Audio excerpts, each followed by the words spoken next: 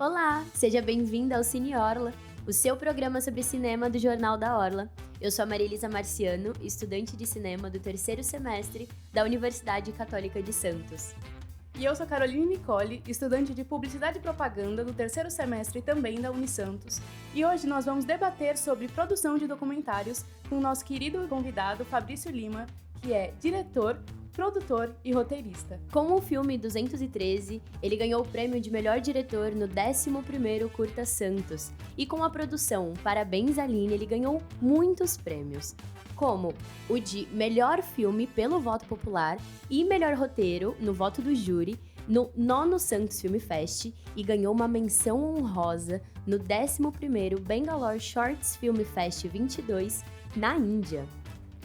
Em 2023, ele se tornou produtor executivo dos documentários Sem Sombra, Não Somos Apenas Sombras e também pelo documentário Índio Não é Fantasia, ambos contemplados em festivais internacionais de cinema.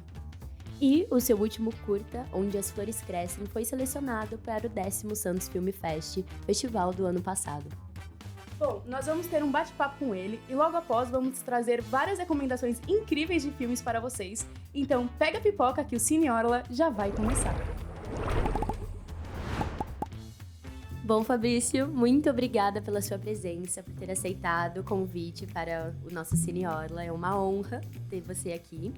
E bom, nós já apresentamos algumas coisinhas sobre você, coisas mais recentes, coisas antigas, mas nós queremos saber de você, qual é a sua história, como você começou no mundo do cinema, dos documentários, de onde surgiu seu interesse, essa sua paixão. Primeiramente, obrigado pelo convite, é uma honra estar aqui no Cine Orla. Né? Eu sempre gostei de cinema, mas eu nunca imaginei produzir filmes, né? Eu sempre tive o sonho de ter uma locadora.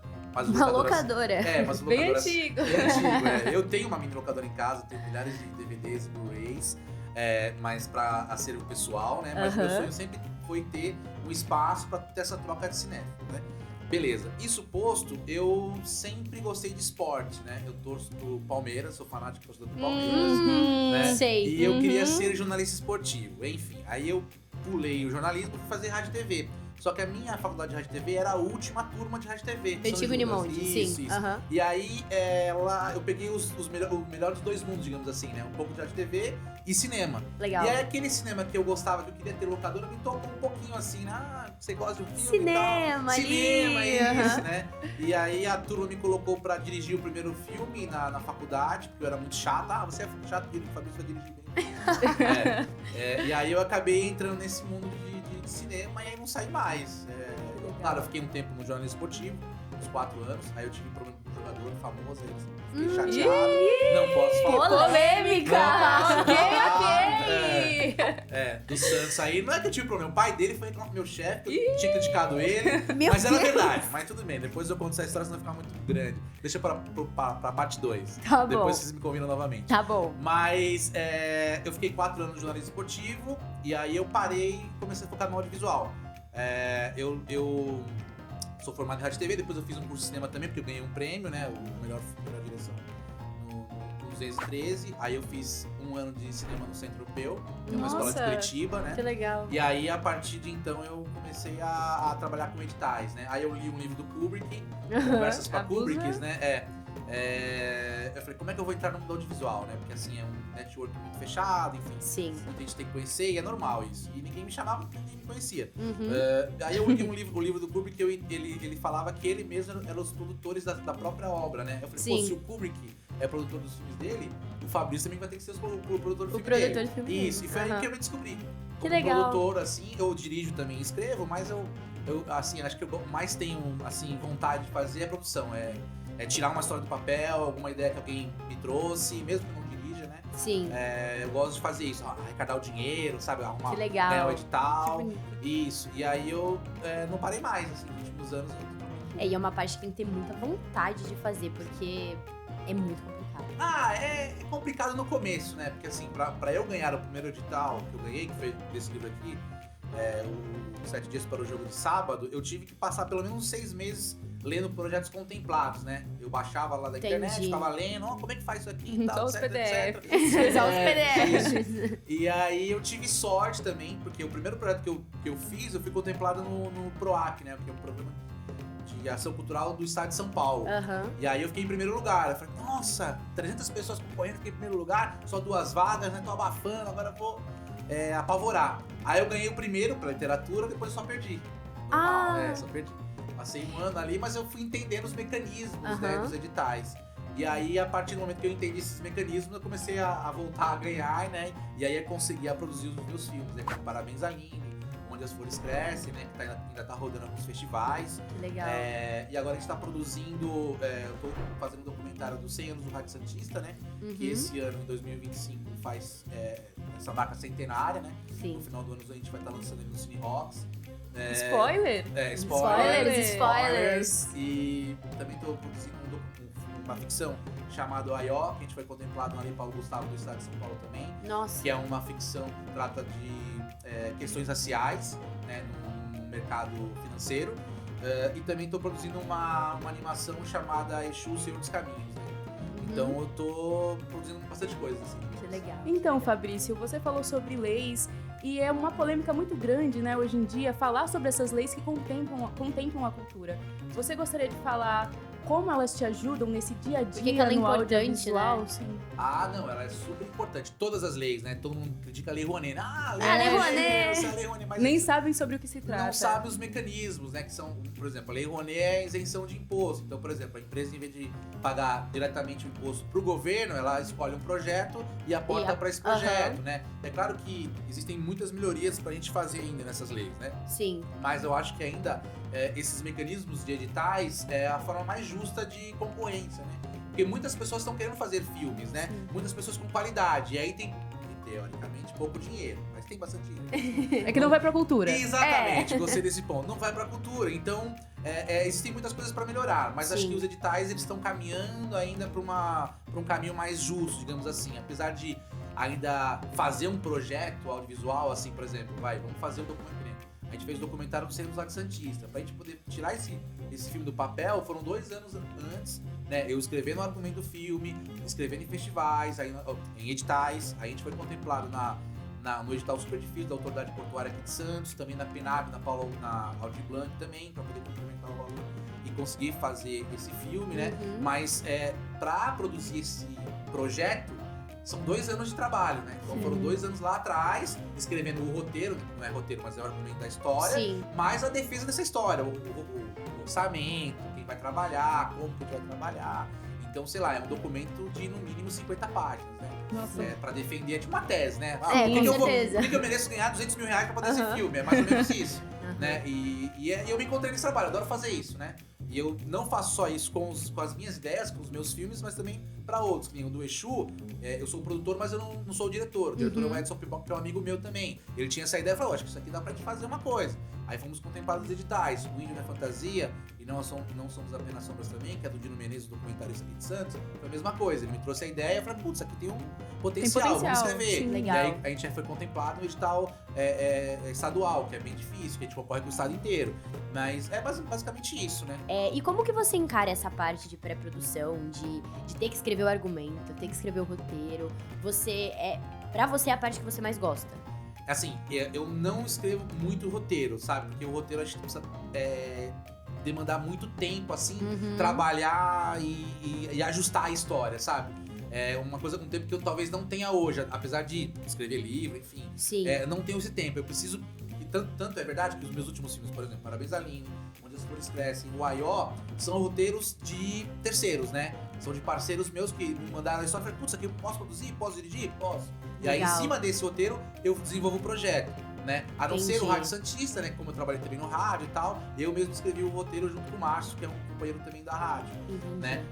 Mas escrever roteiro, pra mim, demanda muito tempo. Eu adoro escrever histórias, adoro viajar, mas ele me consome um tempo talvez que eu não tenha hoje, porque assim, eu preciso escolher.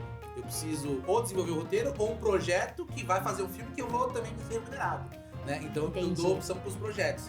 entende? É algo que dá Dá mais retorno pra mais você. retorno, com sim, certeza, sim, com sim, certeza. Exatamente.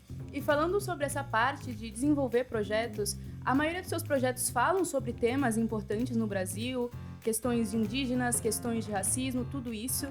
E como é adentrar, por exemplo, quando você fala sobre a questão indígena, adentrar na rotina dessas pessoas, fazer essa pesquisa. Até porque o Brasil, ele é um país muito variado. Muitas culturas. Exatamente. Muita coisa. E os indígenas fazem parte dessa aquarela que é o Brasil. E cada vez mais a gente deixa os direitos deles de lado. Não, perfeita colocação. Assim, existem algumas não é dicas, mas existem algumas fórmulas dos editais, né? Porque assim, a gente tá tratando de verba pública, né? Quando a gente trata de verba pública, a gente tem que entender que a gente vai receber um valor para fazer um filme X, e esse filme, né, ele pode ter um foco, mas ele tem que ter uma relevância para a sociedade. Então não basta escolher qualquer... eu vou fazer um tema aqui do futebol, do Palmeiras. Vocês não vão ganhar. Não. Por mais que a história seja maravilhosa... Tem que ser uma história universal, de certa forma. Apesar do Palmeiras ser o maior campeão do Brasil. Aham, Uma coisa e que não tem mundial, né? É debatível. Isso a gente pode debater. Porque existe 1951, que vocês não se lembram, não é da época de vocês, Não. né? E nem E é da sua? Não, é da sua. Mas acho que eu li um pouquinho dessa história, enfim. Mas aí deixa pra outra parte. Mas só pra entrar nesse lance, né?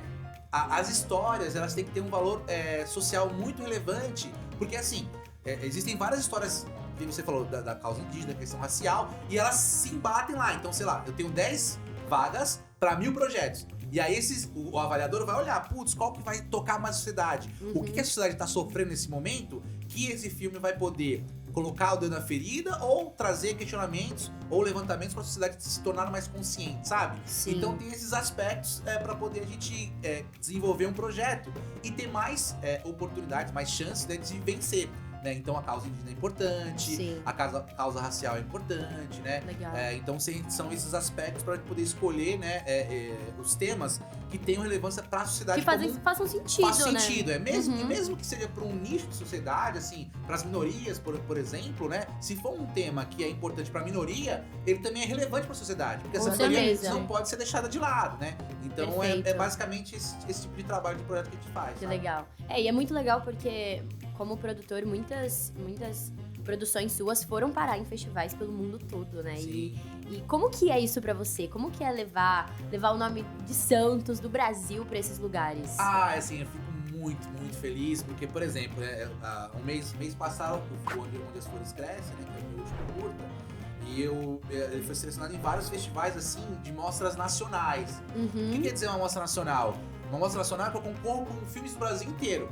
Então é mais difícil eu passar numa mostra nacional do que uma mostra regional, por exemplo, né? Sim. E o Onde as Flores Crescem, ele transcendeu essas barreiras, assim. Eu fui pra... um mês retrasado eu tava em Campos do Jordão. O filme ano passado foi pra Caruara. Eu fui pra Inter de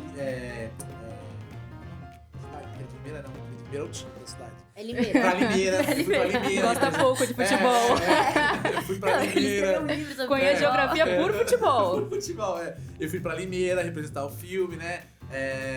Ele tá em Minas Gerais. Nossa. Então, é um filme que tá me trazendo muito retorno, assim. Eu não tô ganhando prêmios, não tem problema, faz parte. Mas ele tá alcançando muitos lugares. Mas só de as pessoas assistirem, né? Porque assim, não tem como você fazer um filme, um curta que não vai passar, que as pessoas não vão ver. Assim, exatamente. Assim, os meus 2 últimos filmes que eu dirigi, por exemplo, Parabéns, Aline, eu fiquei muito feliz. Ele ganhou vários prêmios e tal. Mas o que me deixou mais feliz é que ele tem um tema meio forte, né? Enfim. O que me deixou mais feliz é que eu fui numa sessão que passou aqui em Santos, escondido, que foi no Cinearte, né? Aí tinha umas 30 pessoas, eu fiquei no canto, ninguém me conhecia, né? E tal. Sim. E uma pessoa abandonou a sessão, porque ela não aguentou ver o filme. Vixe, matou ela.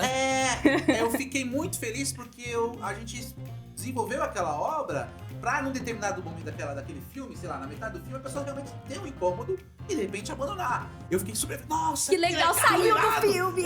Mas ao mesmo tempo eu pensei, caramba, será que aquela pessoa teve um gatilho, que ela tem um problema em relação daquilo, e eu causei um problema pra ela. Fiquei triste por esse lado. Mas, Sim.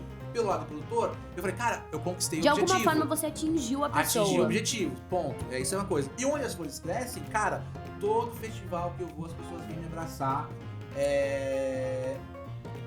Contando quanto a temática da obra tocou nela, sabe? Porque é um relacionamento de mãe e filho. E ela não trata somente disso, mas ela trata dos relacionamentos que nós temos em humanidade, assim, né? Sim. E aí, cara, que nem Limeira. Quando eu cheguei em Limeira, eu falei, eu sou do Santos, onde as flores crescem. Nossa, peraí, eu sou a produtora, eu vou te chamar o curador do festival, que viu teu filme. Aí o cara veio, me abraçou, nossa, aquele filme tão bom. E começaram os olhos a ficarem lacrimejados, assim, sabe? Sei. E aí eu falei, nossa, o cinema é... Conseguiu. Conseguiu, nossa, tocou a pessoa. Que incrível. Sim. Sabe, ela não saiu do filme, da sessão apática, digamos assim, né? E acho que o cinema é isso. E o que me deixou mais feliz, assim, nesses últimos filmes é esse poder do público, esse retorno, sabe? Legal. Foi muito legal. Bom, você pareceu uma máquina de fazer ideias, né? Você falou sobre Nem vários tanto. projetos. Nem tanto. Exatamente, é onde eu gostaria de encostar. Muitos estudantes de cinema e aspirantes da área no geral, eles enfrentam bloqueios criativos. Eu gostaria de saber se você já passou por isso, se já passou, como você supera, como você lida com esse ritmo de ideias e pra se organizar e tudo mais. Ah, sim. Então, eu pra criação, realmente, eu tenho um grupo de WhatsApp que aí eu vou jogando tudo que eu acho interessante pra lá, e isso funciona até pra montar histórias, assim. Os últimos roteiros que eu escrevi alguns anos atrás, eles surgiram também exatamente de notícias.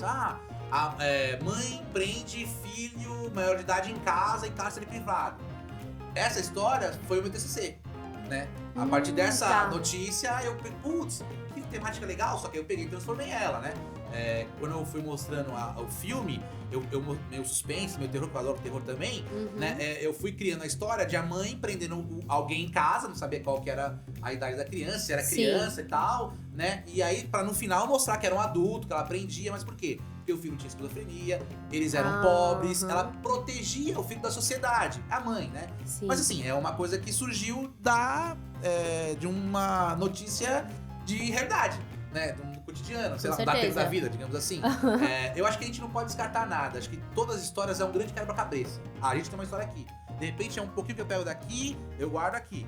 E aí eu vou lá pra fora, eu vejo outra pessoa andando, vou guardando e uma hora vai montar, assim, sabe? Eu vejo histórias e criações por esse viés, Que legal. digamos, né? É claro que vai ter momentos que a gente não vai ouvir nada, ou criar nada, né? Assim. Mas acho que pra estudante de cinema, eu acho que até eu tô dando aula agora, tô me chamando pra dar aula, né? Mas o que eu gosto de falar, basicamente, por isso tá aqui, né? Produzido por Kubrick. Eu acho que todo estudante de cinema, todo cineasta, aspirante, a gente tem que ser produtor. A gente pode não ser o produtor lá no final, quando a gente estiver desenvolvendo a carreira. Mas a partir do momento que a gente também souber produzir, eu acho que não vai ter limites pra gente, sabe? Porque se a gente não conseguir produzir, por exemplo, o grande diretor, ele não consegue fazer um filme sozinho. Mas o grande produtor, ele consegue fazer um filme sozinho. Porque ele vai achar um diretor. Legal. O diretor, ele pode ser fera, vai melhor enquadramento, melhor ator. Mas e pra juntar essa galera? Ele não vai conseguir. Só o produtor consegue. Nossa. Mas eu acho que assim, não é nem que a gente... porque não sei se produção é vocação, né? Eu não sei se eu acredito nisso também. Enfim, é um pouco de dedicação, né? Mas acho que se a gente se empenhar um pouco nesse departamento, que é tão importante, todos os outros são importantes, né, no audiovisual, mas tudo começa com a produção e com a escrita, né? Sim. E eu acho que se a gente todo mundo tiver um pouquinho de produtor na veia, eu acho que vai conseguir andar de alguma forma, sabe? Porque é uma área bem difícil, digamos assim. É difícil. E assim, a gente sabe que cada set é único, cada história é única, mas das histórias que você já contou, teve alguma que você se envolveu mais, ou que você gostou mais, gostou menos? Como é que é pra você? Assim, quando a gente dirige alguns filmes, né, geralmente fala que o diretor tem uma parcela ali, né, da história. E eu não sei se eu tenho tanto envolvimento. Talvez, assim, a história que tenha saído mais de mim tenha sido o livro que ainda não consegui produzir, né? Que é um livro extenso, trata de criança e tal, né? Mas eu acho que toda história que a gente se propõe a dirigir, a fazer, a realizar, né, mesmo a gente não tendo escrito, tem um pouquinho da gente ali, né? Com certeza. Que nem Onde as Flores Crescem, que trata do relacionamento de mãe e filho. Eu sou filho único, então eu tenho uma relação única com a minha mãe, né? E, graças a Deus eu tenho ela comigo ainda, mas eu imagino as pessoas que não têm mais. Os pais, etc, né? Sim. Então a gente se coloca um pouco no lugar. Eu acho que a partir do momento que a gente é produtor, a gente tem que trabalhar a nossa empatia. Porque a gente tem que ter empatia com o próximo, pra entender o que o próximo vai receber e pra entender o que o próximo pode ser tocado com o que você fazer, né? Então a gente tem que ter essa preocupação com o próximo, né? Então eu acho que, não sei se eu tenho tanto envolvimento assim, eu acho que eu sou mais empático com as pessoas, né? Entendi. Cada roteiro que eu recebo, eu vejo, identifico um problema que alguém deve estar passando. E aí eu falo, putz, essa história precisa ser contada de alguma forma, né? Precisa Legal. mostrar isso pra sociedade. Legal. E sobre o seu livro, conta um pouquinho pra gente desse livro, de onde saiu a ideia, porque é de futebol, que a gente já viu que você gosta de futebol. Gosta pouco. Eu gosto de futebol. Ainda não consegui fazer um filme de futebol, mas tudo bem, ainda vou chegar Não, lá. vai dar certo. Mas eu fiz um livro, né? E, cara, os 7 dias pro jogo de sábado faz muito tempo que eu escrevi, né? Faz acho que quase 7 anos, né? Foi 2018, isso, 7 anos. Nossa, faz tempo. Faz tempo. É uma história, assim, meio fictícia, meio real. Porque tem muita história que eu vivi, né? Eu não que eu quisesse ser jogador de futebol. Eu até queria, mas minha mãe me colocou na natação. Aí eu não consegui desempenhar, mas tudo Sim. bem. Mas eu peguei muitas coisas do que eu vivi, né? Porque eu era criança, que eu jogava bola, né? E tem um personagem principal, que se chama Giovanni, baseado num garoto que existiu mesmo. Eu trabalhava numa empresa e o dono dessa empresa tinha um garoto que gostava de jogar futebol. Ele queria ser jogador de futebol. Então, eu era muito próximo da família. E eu acompanhava ele nos jogos, viajava e tal. E eu acompanhei essa vida dele de tentar ser jogador. Né? E aí eu adaptei as minhas vivências com as vivências dele, né? Fora a vez que eu trabalhei no futebol, cobrindo o Santos, enfim, né? Conversando com treinadores e tal. E eu criei essa história, que é os 7 dias pro jogo de sábado, que se passam em 7 dias, né? Cada capítulo é um dia e no sábado tem um jogo, uma final importante de campeonato, que diz que vai ter olheiro lá e tal. E a história se gira em torno disso, né? Mas assim, durante a semana ele precisa tirar nota boa, precisa ter um boletim em dia pra poder participar do jogo, sabe? Caraca, entendi. Um monte de Muita confusão, coisa. assim. Já é difícil, o boletim é a parte mais complicada. Mais complicada, assim, uma cobrança e tal, enfim. Ele passa por diversas situações, assim, pra tentar ser jogador de futebol, né? Mas assim, é claro que o futebol é um grande pano de fundo, né? Mas acho que o importante aqui é relacionamento familiar, sociedade, né? E valores também. Que incrível. Que são coisas que você retrata bastante nas suas obras, né? Principalmente o relacionamento familiar. Sim, legal. sim. Entre nós humanos, né? Com a gente certeza. caminha pra um lugar, assim, meio estranho, né? Sim. Essa polarização política, divisão e tal, né? Eu sei que cada um tem que ter a sua filosofia, mas essa filosofia não pode exterminar o outro, né? Esse que é o problema. Quando começa um querer exterminar o outro, aí começa a divisão. Aí pode ser Palmeiras, Corinthians, Santos, São Paulo. E vai estar Tem tudo problema, bem. Palmeiras? tem Será que problema. pode ser Palmeiras? Não pode. Bom, muito obrigada pela Valeu. sua presença. Foi incrível essa conversa que a gente teve com você. Se você quiser divulgar suas redes sociais, onde você usa? Eu uso, mas não sou muito... Então chegada. tudo bem. Eu divulgo, Você mas quer eu divulgo. divulgar? Não, Pode divulgo, falar divulgo. então, pode falar. Fabrício de Lima Luiz. Tá Arroba ótimo, Fabrício de Lima então. Luiz, tá bom? Muito obrigada, Fabrício, pela Valeu. Muito obrigada. sua presença. Obrigada a você que assistiu até aqui. E fique agora com as indicações de filmes. Em Pecadores, Michael B. Jordan interpreta irmãos gêmeos que voltam à sua cidade natal com o objetivo de reconstruir a vida e apagar um passado conturbado. Esses acontecimentos, porém, voltam a atormentá-los quando uma força maligna passa a persegui-los, trazendo para a superfície medos e traumas. Esse mal busca tomar conta da cidade e de todos os cidadãos, obrigando-os a lutar para sobreviver. Mais do que contornar os demônios dominadores e famintos por poder e sangue, os gêmeos Smoke e Stack terão que lidar com as lendas e os mitos ameaçadores que podem estar por trás desse terror. De Pisante Novo de 2025. De Pisante Novo se trata de um tênis único e exclusivo chamado Maxine. Ele é roubado pelo desonesto colecionador. Seu irmão Ty precisa superar o medo e sua zona de conforto para salvar sua irmã. Sozinho e perdido no meio de Nova York, Ty está desesperado para encontrá-la e voltar para seu verdadeiro dono e sua caixa veludada.